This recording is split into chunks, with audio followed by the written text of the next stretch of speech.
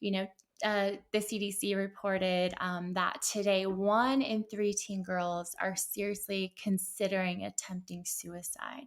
So you take your daughter and you take 2 of her friends, and it is possible that up to one of them may be having these thoughts. And 1 in 3 are also persistently sad and hopeless. And it's no secret now that we can tie this crisis to social media. From 2010 to 2015, with the onset of smartphones and social media, the suicide rate among girls went up 65%.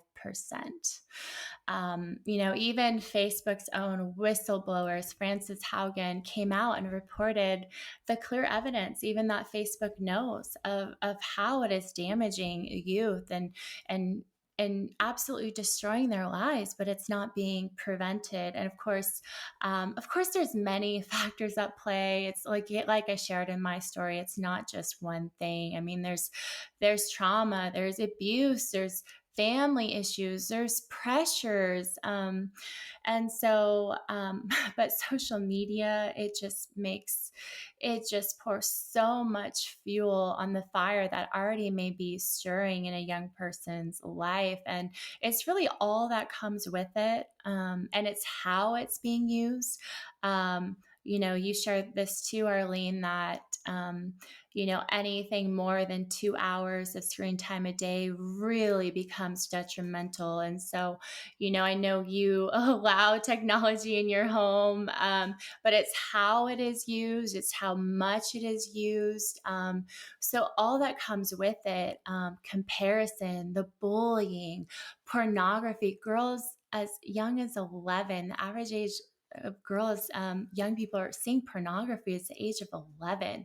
My friend just shared with me how her son was on his iPad and just a porn just popped up, even though she had all the safe settings on there. I mean, it really is evil, and it really is a tool that is being used to destroy so many kids' lives. But the good news is that it's preventable, and you teach so effectively on this. And I am on the complete same page as you, Arlene.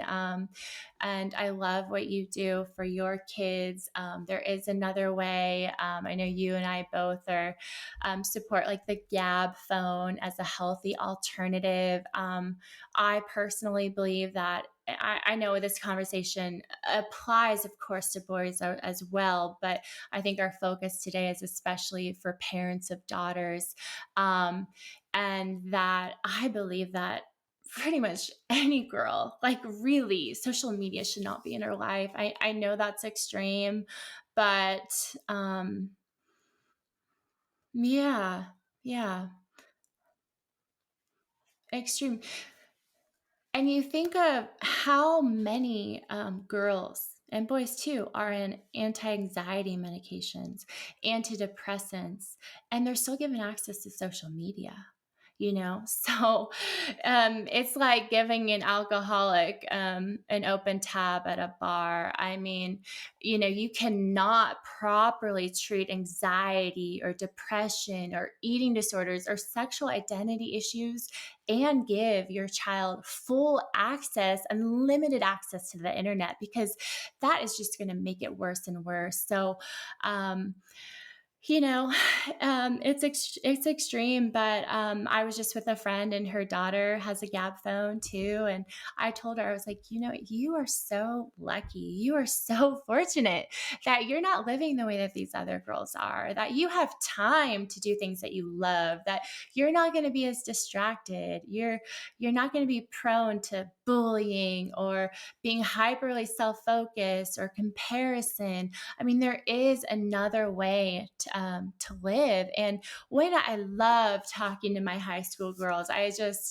they have my heart. I just see so much potential in every single girl.